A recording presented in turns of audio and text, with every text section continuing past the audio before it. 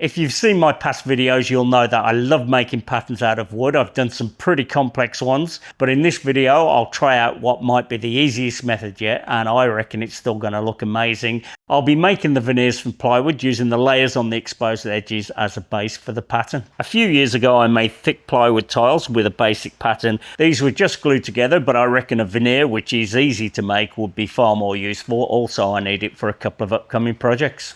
Anyway, let's get straight into it. I'll use this strip of plywood for the first pattern. And by the way, I'm making 5 patterns. The first couple are pretty basic, but they get far more interesting as they go.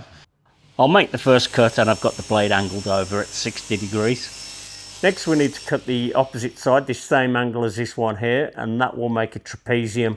The distance from here to here will be the same as this distance, and to help do that, we'll cut a slice off and we'll use that to mark it out.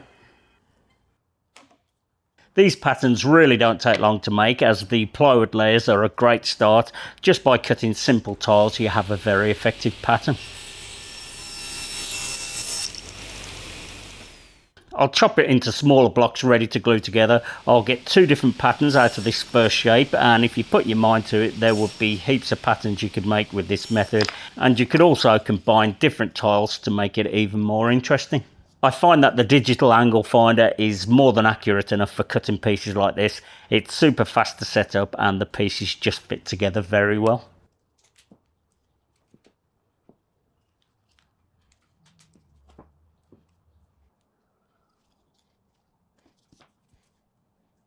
Rubber bands won't work with this block. It pulls the pieces in and misaligns them. There's just enough pressure with the tape without pulling them out of position. It won't be the best bond, but it really doesn't need to be.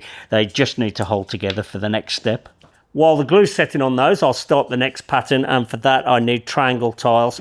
And to make the triangles, I need 2 30-degree cuts, and because the blade on the table saw only tilts over to 45 degrees, I can't just push the workpiece along the fence. Instead, I need to support it at an angle. I made this jig a few years ago. It's pretty simple. It's just a sled where the bed is at 15 degrees to the table. If I pop the workpiece on that with the blade at 45 degrees, I can make a 30-degree cut on the end of the board. You don't have to make this jig. You can just use a regular table saw sled. I've only got this small one, but it'll give you an idea. Take a block and a piece of plywood and push the block up until the plywood is at just the right angle, and then fix it down with a couple of screws. I'll cut the next strip a bit wider at around 100mm or 4 inches, just something similar to the length of the first blocks. You could make them even wider, but the longer the blocks, the more any inaccuracies will multiply.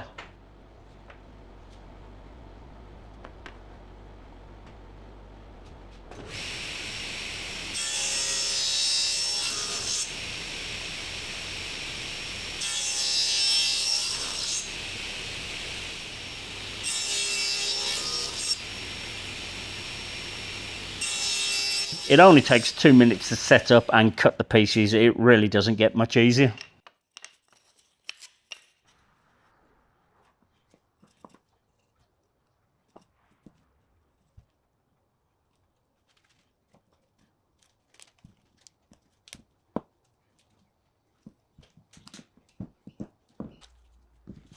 These ones are ready to slice. They've had about 25 minutes for the glue to set, which is enough time just to hold them together. I'll quickly take off any stray glue and then slice them on the bandsaw. This is pretty straightforward too. I'm cutting them at about 1mm thick. They're actually just under that. And because I don't have a mitre slot for a mitre gauge on my homemade bandsaw, I just use a square block to keep the workpiece square to the fence. I keep saying it, but this didn't take long either, only about 3 minutes to slice the whole block. So other than drying times, you could have these tiles ready to put together from start to finish in less than 10 minutes work. That's not looking so good. There's a bit of a problem, and it is something that I thought about, but I thought it'd be okay. The edge is breaking away on this outside veneer. The grain is running this way, and we need it to run along the edge, so I'll remake these off camera and get back to it. I said off camera, but I thought that I should quickly show it. I'm cutting off the end of the board this time to get the grain direction correct. You could still do this along the fence if the strip of plywood was cut off a board with the grain running across the strip rather than along it. While that one's setting, I'll slice the third block. There's a slight amount of tear out on the edge of the end grain layers, but it's minimal, and those small voids will get filled in with either glue or filler.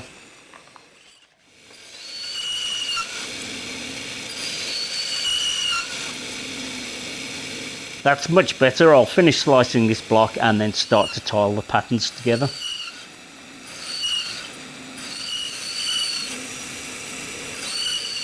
Here's the 3 patterns so far. As I mentioned, the last couple are far more interesting, even though you may prefer these. First, I'll clean up this old cheap piece of plywood that I'll use to glue the samples to.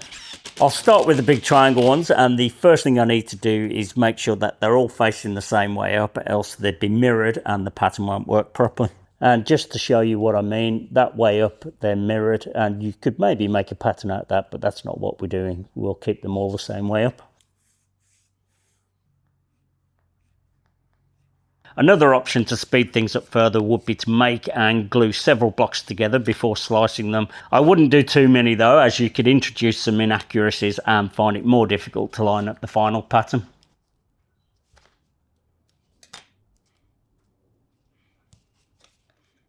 I find this an enjoyable and very satisfying process, and when you get into it, it goes pretty fast too. I reckon it'd take about an hour to cover a whole dining table top, and I think that would look amazing.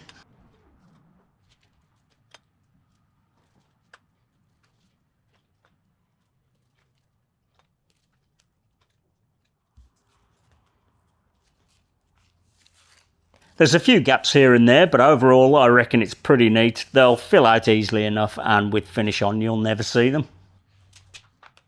On to the next one, which is straightforward to put together. The tiles do need rotating to the correct position, but it's very obvious.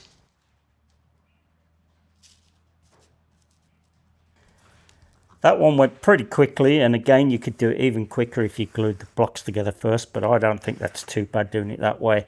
I've just had an idea. I think I'm going to fill the whole board. I think that could look pretty cool, so I need to get this panel and trim the edges off straight so I can butt it straight up to this one.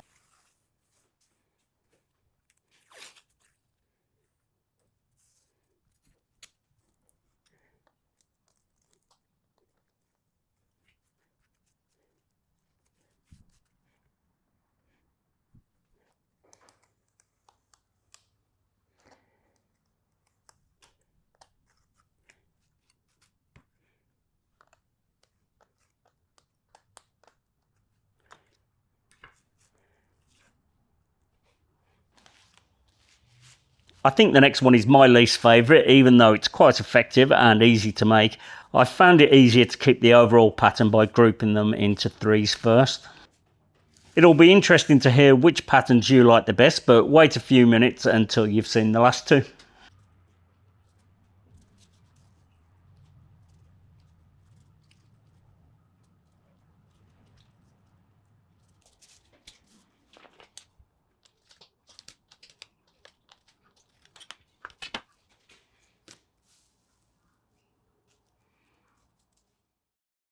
Now for the last 2 designs, and the most interesting ones, the ones that I wanted to try. They're both made up of triangles, something like this. And how I'll do that is I'll cut one of the angles first on the end of the board, and then in a separate setup I'll trim that off at the other angle.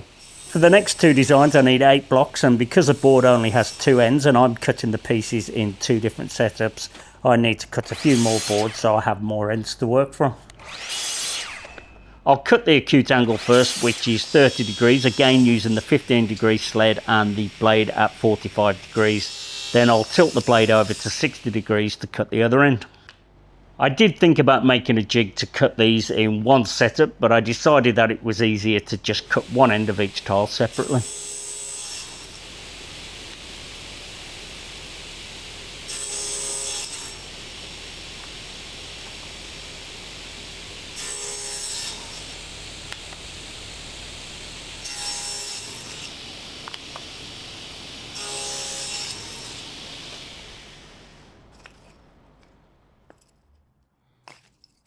This pattern does need an extra tile to fill in the void, but while I'm cutting triangular tiles on the sled, I'll cut them for the 5th and final pattern. This one is slightly different. 2 of the angles need to be the same.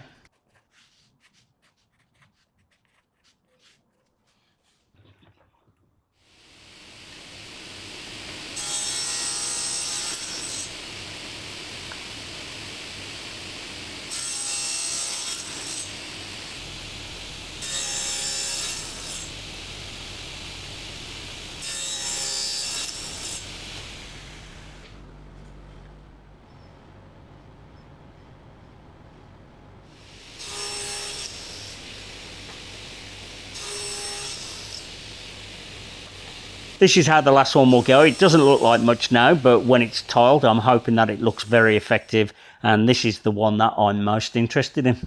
I'll quickly make the pieces for the centre of this one. It's just 2 triangles cut at 45 degrees. I'll use the short edge and the long edge of 2 of these pieces, and that's to work out where I need to make the cut on the end of this board that's already at 45 degrees.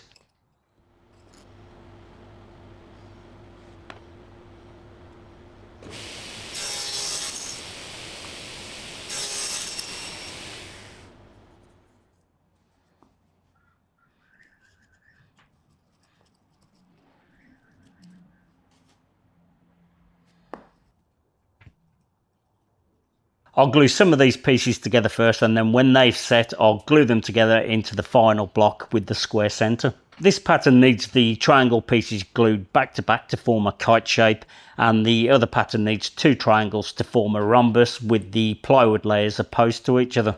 You could pause the video in a moment when the pattern comes together to make more sense of it.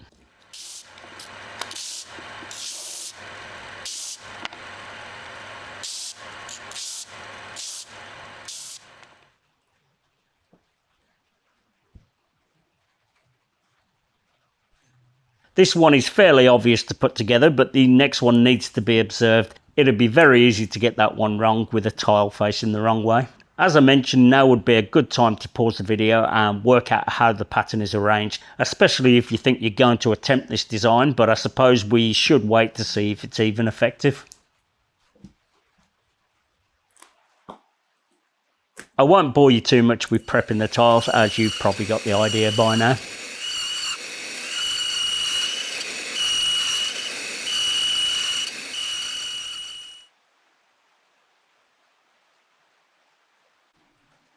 This one seemed straightforward, and I put the whole pattern together and realised I hadn't got it quite correct. I needed to pay better attention to the orientation of each tile. You can see this tile with the layers parallel with the edge is different to the opposite side. What I really love about this pattern is that it looks chaotic even though it does have some order. It didn't take too long to redo it. I reckon it looks pretty cool. I'll trim the edges and put the last one together.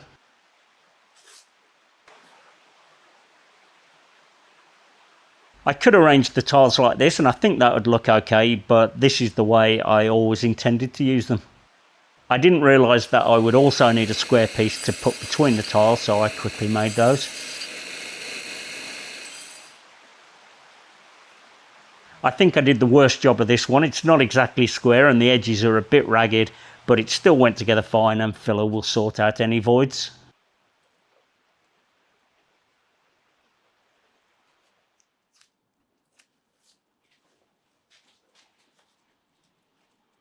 That's all of them done, so let's glue them down.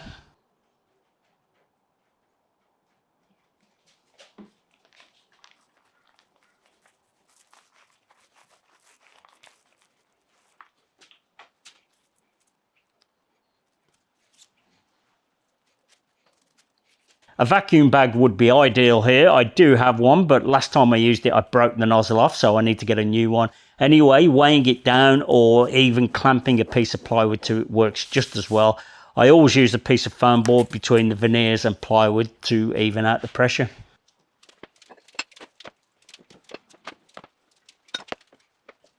I left it for an hour, removed the weights and masking tape, and then gave it a sand with 120 grit.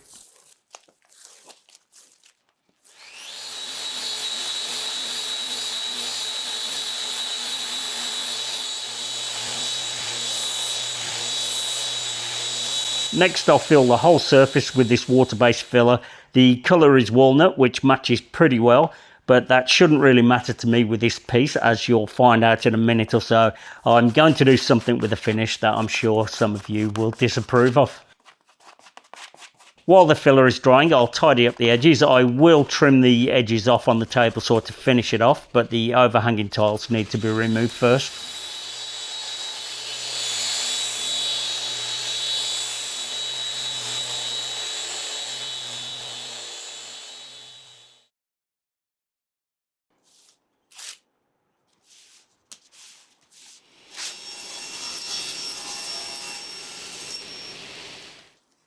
And here it is. This is what I'm using for the finish. I was always going to stain it black. I want to see how the light plays off the grain direction of the tiles. Anyway, as I mentioned, this is just an experiment to use in future projects. I can already see that finishing it as it is without any stain would look great. And it's worked out that it really is a super easy process. While that's drying, I've decided to make a quick frame and hang it on the workshop wall. There was no plan for this. I just thought about it right now. And I have a few picture frame mouldings left over from when I used to do a lot of framing. I wasn't going to show any of this, but thought you may be interested in the process. First, I'll cut the pieces to length using the mitre guillotine. It's been some time since I used it and it may need a bit of a tune-up.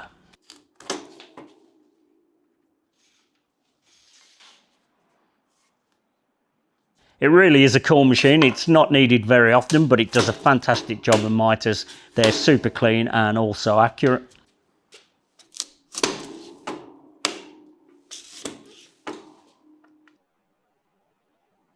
This machine is an underpinner. It uses V-nails to fix the corners from underneath. This one really does need some maintenance though, but hopefully it'll work just to fix these 4 corners.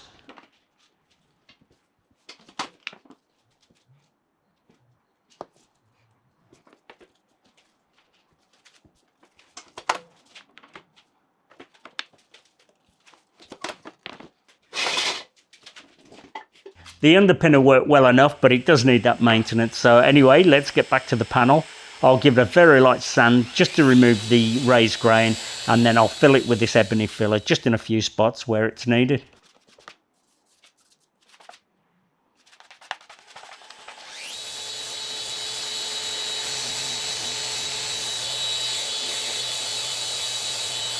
I stained it again off camera, left it overnight to dry, so now I can finish it. To do that, I'm using this cheap furniture wax. I left the wax for 15 minutes, so now I can polish it. I'm using a microfiber cloth and I can see straight away that it's exactly the look that I hope for. I'm not sure what you think and whether you would have stained it black, but I reckon it looks amazing.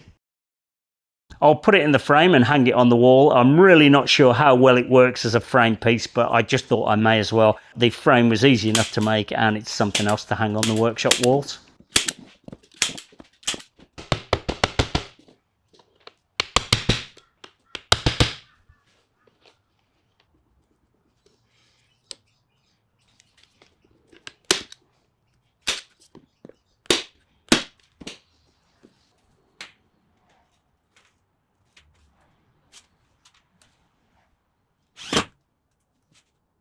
I'm not sure what to make of the video, but it was something that I wanted to try and I thought that it was worth documenting. I'd love to hear what projects you think I should try these veneers out on. Let me know if you try it yourself. Hopefully you enjoyed the video. Thanks for watching and I'll see you on the next one.